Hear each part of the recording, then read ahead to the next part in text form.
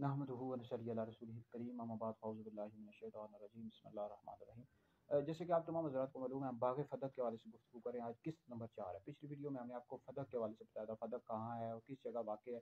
آج ہم اس حوالے سے گفتگو کریں گے کہ رافضی شیعہ کہتے ہیں کہ نبی کریم علیہ السلام نے اپنی زندگی میں ہی حضرت فاطمہ رضی اللہ تعالیٰ عنہ کو فدق عطا کر دیا تھا۔ یہ بالکل جھوٹ ہے، آج ہم اس کو ثابت کریں گے۔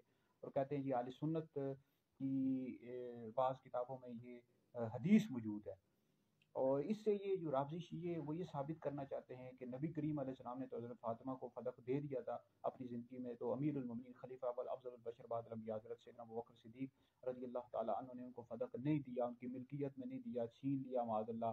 لوگ غاصب تھے، ظالم تھے معاذ اللہ۔ صدیق اکبر کے حوالے سے اس طرح گفتگو کرتے رہتے ہیں اور سنیوں کا ذہن خراب کرتے رہتے ہیں، اس وجہ سے ہم اس حوالے سے گفتگو کر رہے ہیں۔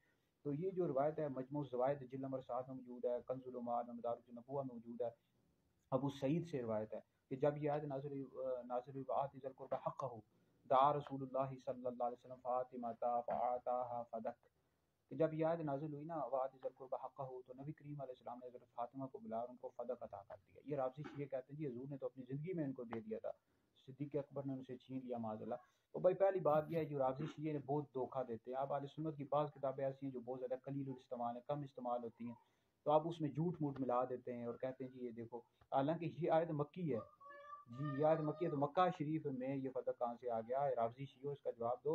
اور دوسری بات یہ ہے کہ پھر حضور علیہ الصلوۃ والسلام نے مساکین کو حصہ کیوں نہیں دیا؟ وآت ذی القربى حقہ، یہ پوری آیت پڑھو، مساکین کو اس میں سے حصہ کیوں نہیں دیا؟ تو یہ رافضی شیعہ جھوٹ بولتے رہتے ہیں، اس طرح کی باتیں پھیلاتے رہتے ہیں۔ یہ جو روایت ہے نا مجموع الزوائد والی، جھوٹی ہے، من گڑت روایت ہے، موضوع روایت ہے، درست روایت نہیں ہے۔ اس کے جو سارے راوی ہیں نا وہ سارے راوی رافضی شیعہ ہیں۔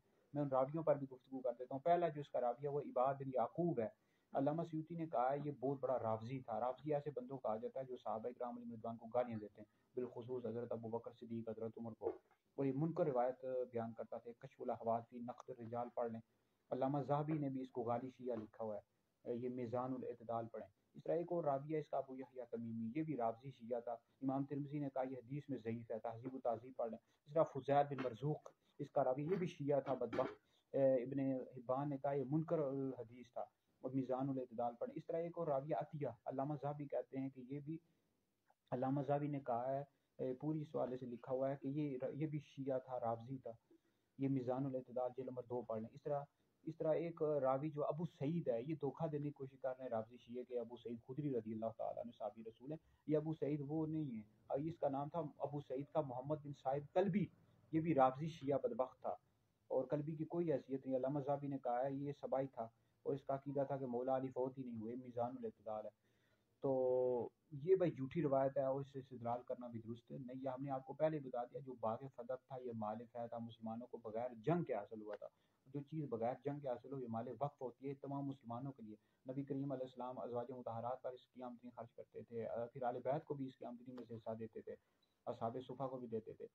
تو یہ مال فہ تھا، اور یہ رافضی شیعوں نے بھی اپنی کتابوں میں لکھا یہ مال فہ تھا۔